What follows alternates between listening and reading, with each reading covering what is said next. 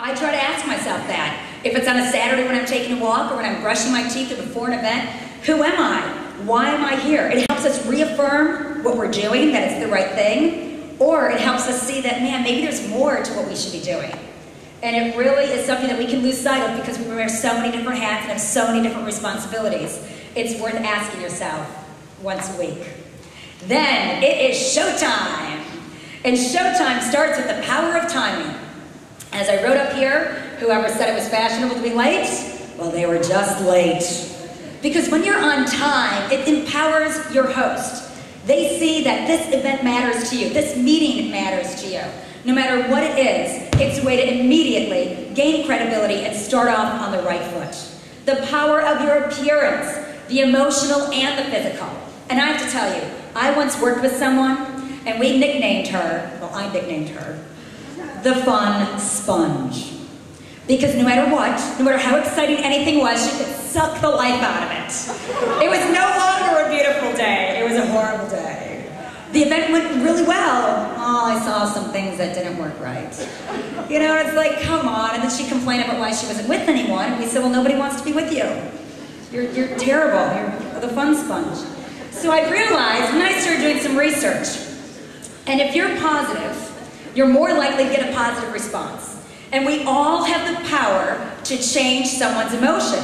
So I say when you go out to an event or to a meeting, if you're in a great mood, enjoy it. If you're not, put on your best mask for that 20 minutes, that half an hour, that hour. Because if you walk up to somebody and they say, and maybe they're having kind of a tough day, and they say, how are you doing? And you're like, I am great. I'm so glad that so many people came out tonight. That just shows that we as professionals are invested in Chicago. Well, what do they have to say back to that? I don't agree. No, then they can say, gosh, you know, you're right. This is kind of cool. I'm glad I'm here. Instead of, how are you doing? Well, you know, I was kind of debating coming tonight. It's crappy weather. I had a lot to do on my mind. I got so much tomorrow. I really probably shouldn't be here. I think I'm going to catch a taxi and go home soon. You know, you're right. I have a lot on my plate too. Maybe I should go with you.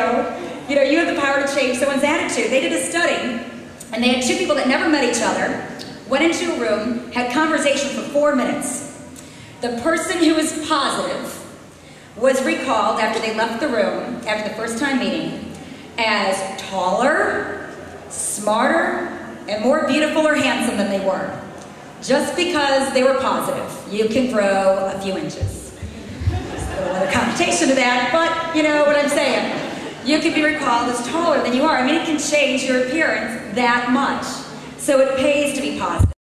Feel great.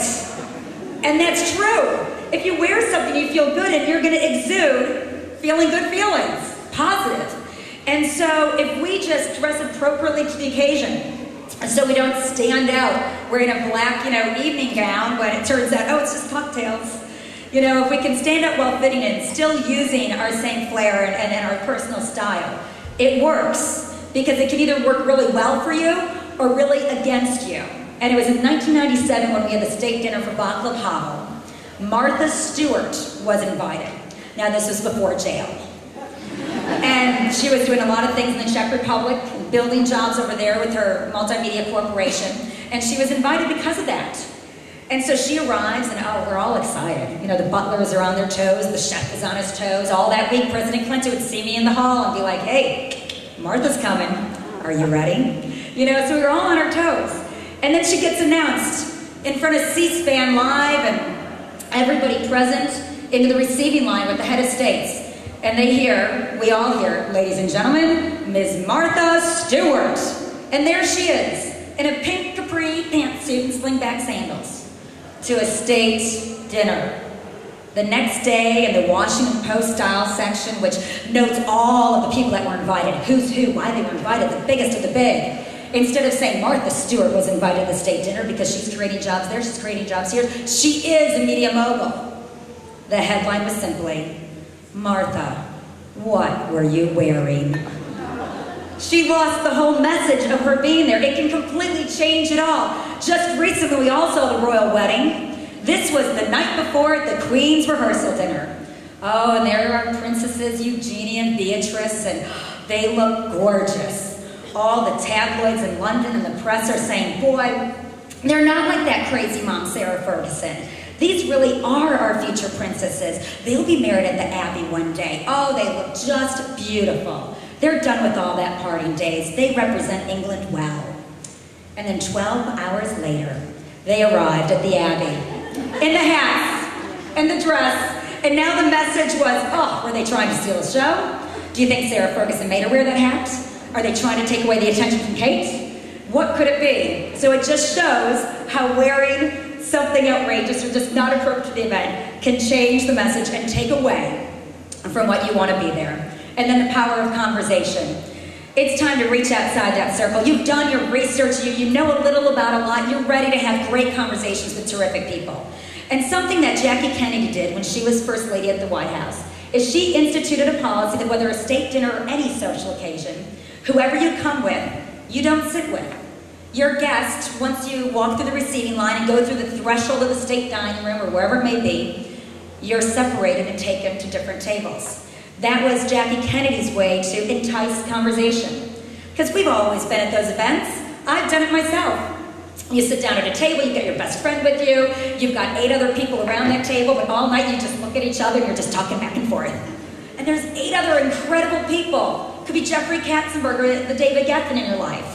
So really it pays to reach outside that circle and talk to others, sit at a table you wouldn't normally sit at, and really put yourself out there. And then the power of listening. People love to talk about themselves. Let them. Gain information, gather that information, start thinking in your head the bridges that you can create and build for them. It's a wonderful way to get to know someone, and I gotta tell you, it's the most flattering way to recall someone because of something they talked about. Because you show them they have worth. You empower them because you listened. But you had a great time. But you can't just stop, just like every actor wants. It's the encore. And this is where you get a chance to keep them standing. You can follow up and follow through. Find out what makes you stand out. The one tip I want to share with you tonight is something I call duly noted. When I was a kid and I had my 8th grade confirmation, my mom and dad made me write thank you notes for the party of which everybody just was at, that I thanked in person. They said, no, you got to do it. So I did. I begrudgingly wrote every thank you note to everyone for whatever it was that they gave me. And I thought, okay, at least that's done. And then 2 days later, my Aunt Jane called the house, and she asked to speak with me. Thought that was kind of odd. I was a little nervous. I got on the phone. I said, yes, Aunt Jane? And she said, well, I was just calling to thank you for the thank you note. And I thought, oh, these things are golden. She's thanking me for this thank you note. And in this age of technological laziness, we can take advantage of it to our position. It's always great to send off an email. I don't recommend texting at 2 in the morning unless you're Anthony Weiner, but you just don't want to give that connotation. Or say to someone, oh, I think I might forget about you by the morning, so I'm sending this email now. Great to meet you. Even if I write them that night to retain what I've met about them that evening, that next morning I schedule them to send at 9:15. This way they get that in their email, in their inbox, and they're thinking, oh, I was the first thing she thought of today. How great is that? And then I always like to follow that up with a note, because we all grab for those odd-sized envelopes first before the bills or the junk mail. We grab for that, pretty colored envelope. And we don't throw those notes away. Those are right there. And it's an opportunity for us not just to simply say thank you, great to meet you, but reference something in that conversation. I met a guy at an event I did, and really nice man. He was taking his kids to Disney in the coming months, and I said, oh, you're going to love it. And he said, well, I'm worried about going to the Animal Kingdom. My kids are older, and I don't think that they'll like it. I said, oh, they've got a great roller coaster. You're going to love it. So in my note to him a few days later, I just looked up Everest and Google, printed out the sheet on Everest, the roller coaster, folded up, put it in there, and I sent it off. He calls me a few days later. Laura, thank you for the note. That was great, and that article in Everest, the kids are so excited. We've got it on our fridge. I think of you every time I'm in the kitchen. Now, he probably met 30 other people that night, 30 other potential, people that can provide services to him, clients and so forth. But I bet I'm probably one of the only ones that's now inside his house. You know, there are great ways to do that. Pick up things from your conversations. It shows them that you listen. It empowers them. It leaves a great way to start building your partnership so they just don't die after that event. And that's how I look at the encore. You've got to keep them standing.